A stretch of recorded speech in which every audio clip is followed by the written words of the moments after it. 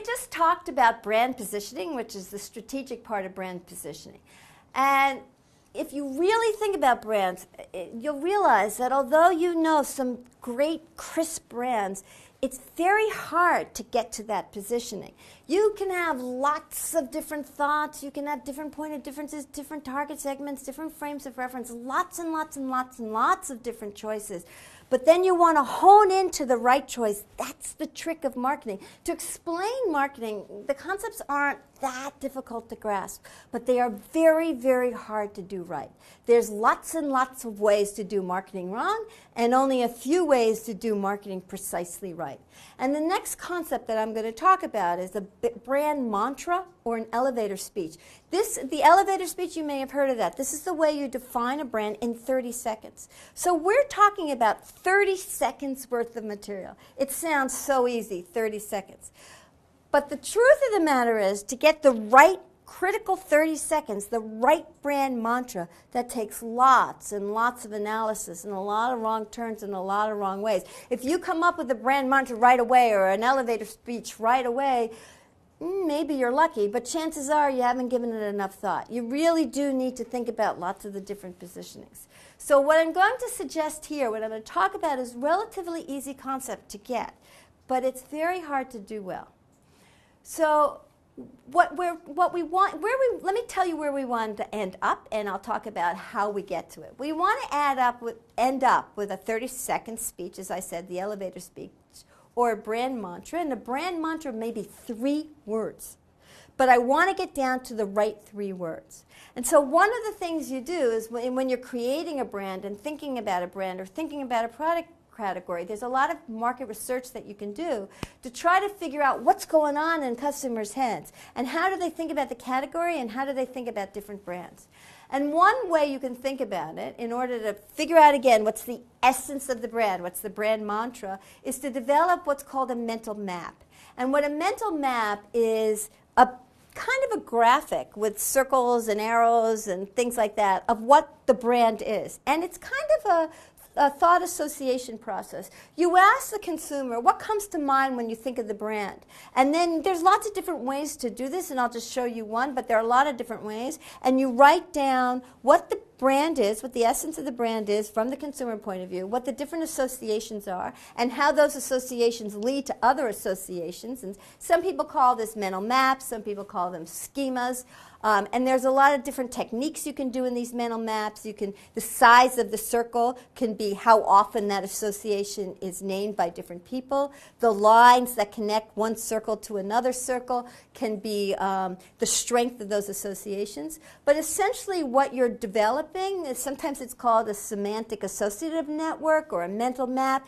You're developing a picture of the thought associations that come up with the brand. And so what I'm going to show you here is a mental map of McDonald's. You start out with what differentiates McDonald's. You think about the golden arches, the brand name, and then, and this is just one person's thought process, you come up with things that are characteristic of the category. And so those are the red circles. So McDonald's makes meals, it provides services, it's, family food, family fun, it's good value.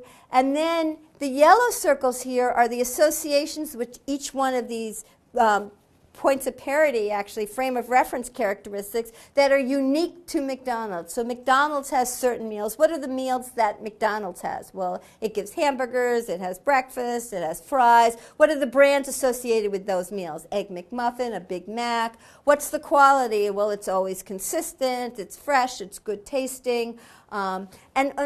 This is one example of a mental map. There's lots of other ones that you can come up with. But you can see the idea here is that you have circles and lines that connect these associations. You can do this in a lot of different ways. You can do it, the closest ones to the core are the ones that are top of mind, that come up first. The ones that are further away, come up after a time. And so there are a lot of things. But what I'm trying to get here is all of the thought associations that come up with a brand.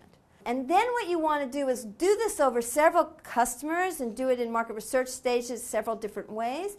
And essentially you want to take all these different abstract phrases and concepts that are out there and figure out which are the most important, maybe 5 to 10, which are the very most important. And so what you're doing is you're starting with the mental map or the associations that people have with the brand, or maybe with the category. And depending upon how well known the brand is, you might do it at a category level, you might do it at a what-if level, you might do it at a prototype level, a concept level, or the brand level. But you have this big mental map. And then you want to hone down that mental map to the core brand values, which are the 5 or 10 critical brand values that are important to that brand.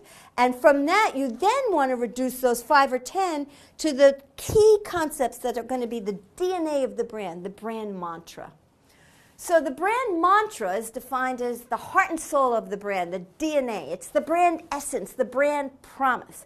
And it's again, goes back to that elevator speech. It's just really what people think of as the core of the brand. It's very important to know this brand mantra, because everything you do within this brand mantra, all your products that you come out with, all your new products, all your advertising, has to all fit within the essence. The customer's going to know the brand mantra. The employees are going to know the brand mantra. You really want, if you have a very, very strong brand, it's very crystal clear what that brand is and what it means, and it characterizes everything that's done under the brand name. And that's very, very important. It's particularly important nowadays as you go online, offline, websites, phones. Your brand is on lots of different things, and you really want to make sure that the heart and the soul of the brand is consistent across all of these different media, these different platforms, these different products. So what is the essence of the brand mantra? It has 3 basic parts. One part is the brand function. It describes the nature of the product or service. It describes the type of experience or the benefits that the brand provides. Then there's a descriptive modifier that further classifies or clarifies the nature of what the brand is delivering. And then there's an emotional qualifier that kind of explains exactly what those benefits are and in what way the brand delivers on those. So it's probably easiest to give you some examples. Before I do that, though, let me just say again what the brand mantra is used for. It's used internally to guide decisions. I think I already mentioned this. It's what the brand should and should not be. By the way, that's a very important idea.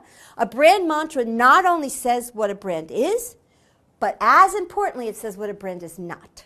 And you really want to have almost black and white that idea. This is a Nike, this is not a Nike, that kind of idea. And it communicates the boundaries of the brand. It has to be short, simple, and it should be inspirational. So now we have the examples. These are very famous ones. Nike, they're global brands. Nike, Disney, McDonald's. So Nike is authentic, athletic performance. Just do it, be real, that's authentic.